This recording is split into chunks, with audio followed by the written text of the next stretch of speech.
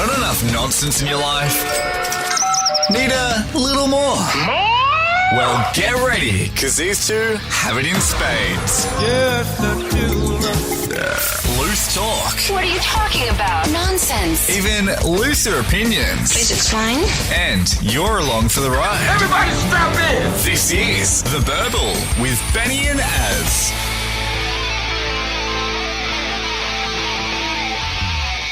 Well, hello. Welcome back to The Burble. Another episode down in the can and ready to go. My name is Az, Hello. just for a change. There's Benny. Oh, hello. He's on the Benny. microphone as well. I'm in here. I came up with a different sort of tagline for the podcast, and I wanted to run this by you. Okay. The reason I want to run this by you is because I think it's absolutely true. We are the voice that goes up against all the nonsense in the world, and we will rant about it. We're doing it on the podcast listeners' behalf so they don't have to. We attack the dumb shit that's happening in the world, report it in the news because you don't have to.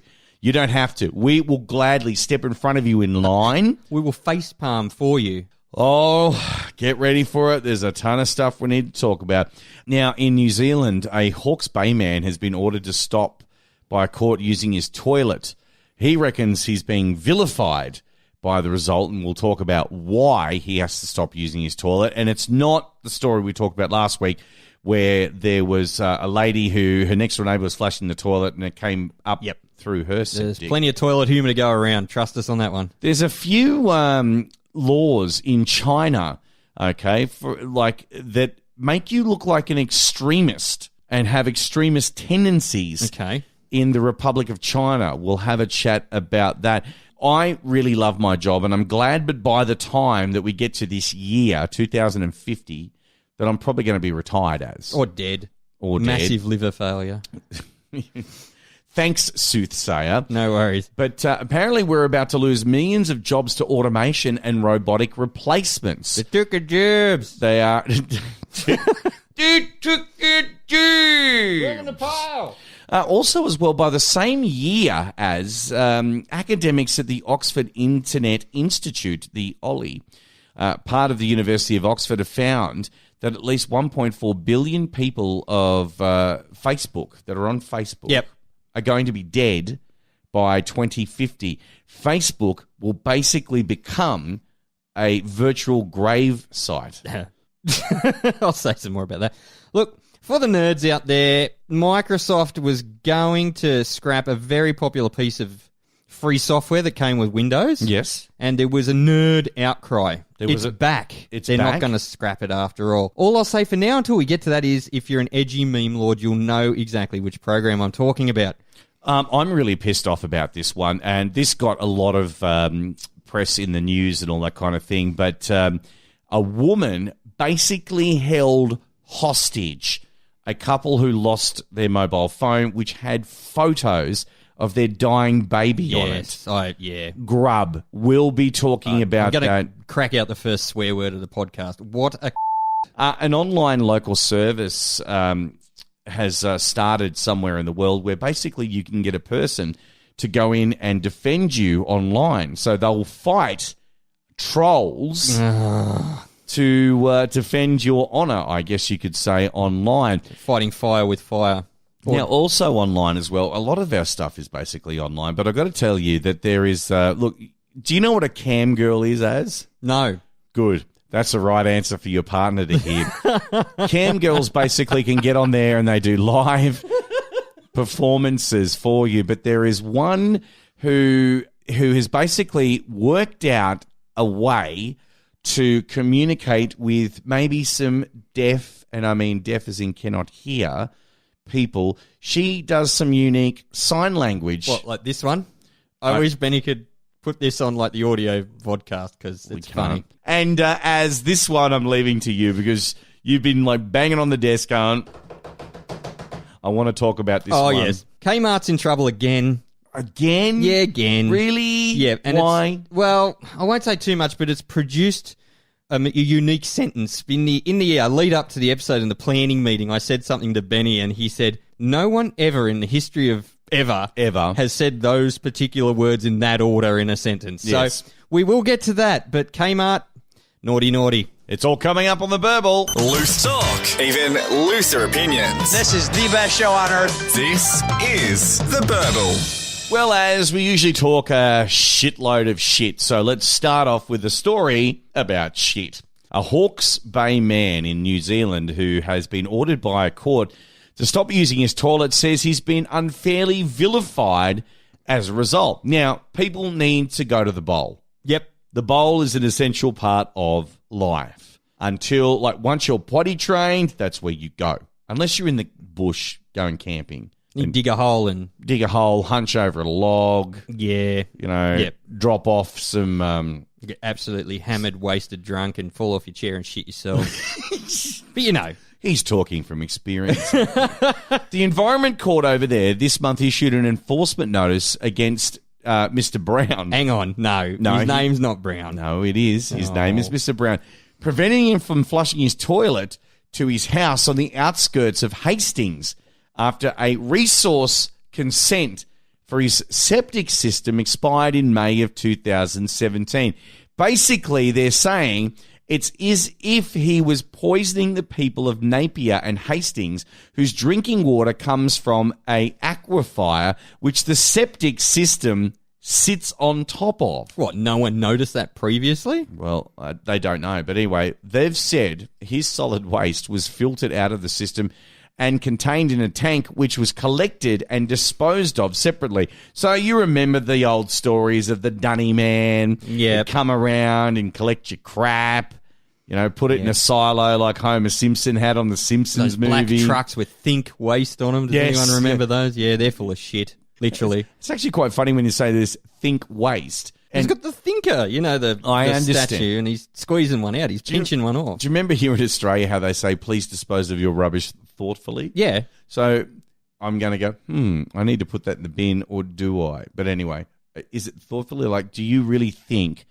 I wonder where my shit is going once I dump in the bowl? Probably the Liberal Party's policy room, but, Ooh, that's edgy. That's edgy and political. Yes. Yeah. All right, so basically... So he reckons that the water's pretty clean and he sifts out the shit, septic, and it's all good, or what's the story? No. Hawke Bay Regional Council have asked him to make updates to his septic system, which is going to cost about 6,000 to 8,000 New Zealand dollars, plus the money to obtain the resource consent. So he's got to go and apply. And then come up with a shitload of money. He was notified with an infringement notice in September of 2018, preventing him from using the bowl. He can't go and take a shit. How are they going to know?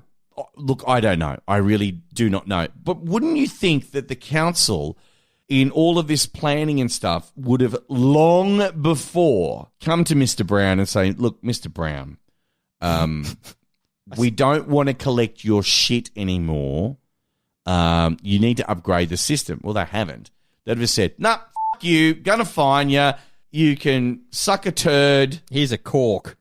Here's a cork. The Principal Environment Court judge ruled earlier this month in favour of the Regional Council. Now, burblers, I need to let you know that we need to stand up for this bloke's rights. He needs to shit, okay? Especially if he's had a curry or a few beers. He could probably incorporate those takeaways, for example, if he ducked down to the local curry or the Indian like they do. And have a quick dump and then... No, I'm not saying use their toilet, but look, if he's got exotic food tastes and needs to use the bowl, then f*** you, council. He's going to take a shit. Do you know where this is leading, though? If he can't dump at home, I'm thinking the local council is going to be copping some cleaning charges because he's just going to hunch on the front steps. That's my first thought. And wouldn't you? Absolutely. I'd hunch the front steps. Yeah. So Hawke's Bay Regional Council Group Manager of Regulation said that they're happy that it remained with the Environment Court. So now, look, Mr. Brown said since this public court decision, he's received abuse, with people turning up at his house at night, allegedly including members of a New Zealand street gang. Ooh. So I didn't realise that New Zealand street gangs were so interested in what happens in the Land and Environment Court over in Hawke's Bay. Must be a slow environment day over there, perhaps. Now, Mr. Brown said that he, and not only he, but his flatmate were now on edge at night because of people turning up at the house. Since the ruling, Mr. Brown said he's been using a camping toilet. Right. So he's not allowed. Now, But where's he going to pour the liquid in the camping toilet? Down the toilet. Down the aquifer, I would hope.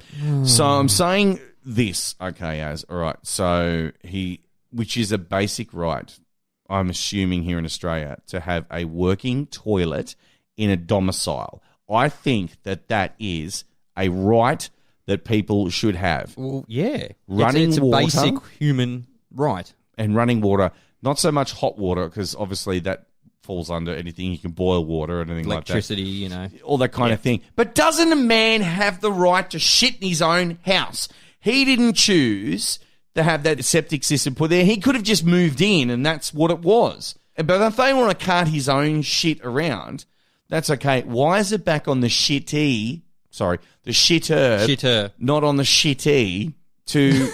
Mate, we are opening up a world of things. You know what? What they need to do is they need to get Bud Tingwell. You know who stood up for Dale Kerrigan in The Castle, the movie? Yeah. Man's his castle, but you need your throne. Yeah, where else are you going to look at Facebook for 2 hours every day? Loose talk, even looser opinions. The Burble. Well, I've never been to China, Benny, but... You've never been to China? China. No, I haven't, China.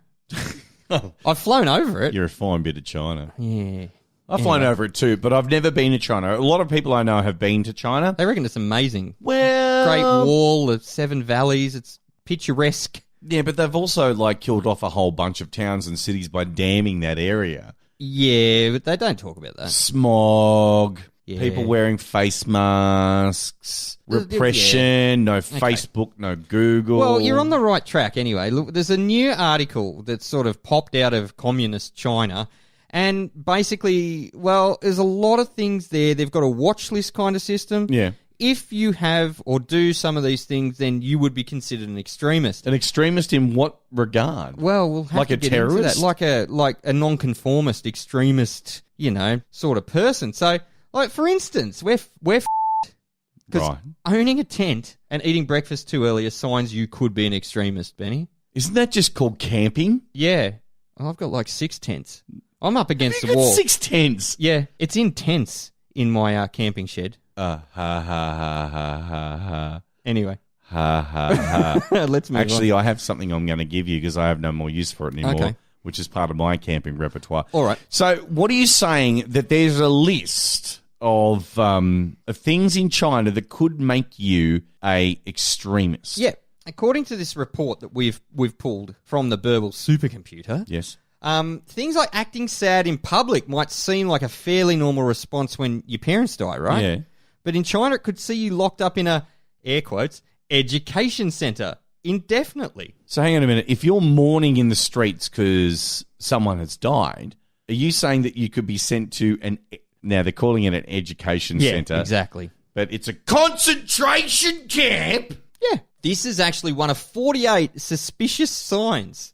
Now, I love this. Well, this list gets me. So it's including owning a compass, What? telling people to stop smoking, What? and eating breakfast too early. That lets the Chinese officials, the higher-ups, whatever, the Gestapo, it sounds like, lets them know you're an extremist. Hang on a minute. What if you work a job where you need to start like 4 a.m., you get up at 2:30, eat your fish heads, whatever they eat over there for breakfast. Oh, God. It's not Cocoa Pops. Now, look, I don't understand this because... But look, it's a very controlled country, right? Like, it's communist. So let's not forget it's communist. yeah, see, I keep forgetting that it is communist. Ah, I see. You're right. So there's a lot of weird stuff that the Communist Party sort of wants to weed out. I guess it's more of a conformity thing, so you don't think too much for yourself and kind of, go, hang on, communism sucks, let's start a rebellion. So, but I don't know how... Which they've been very careful since, oh, God. Tiananmen Square. No. Even before, like with the war and stuff, like we're talking World War II. Oh, Jesus. After Yeah. they came out of that. So getting into the frame of mind of this, we've now got a list of things that we're going to go through that are seen as if you do them, you're an extremist in China. And I want to thank Red Simons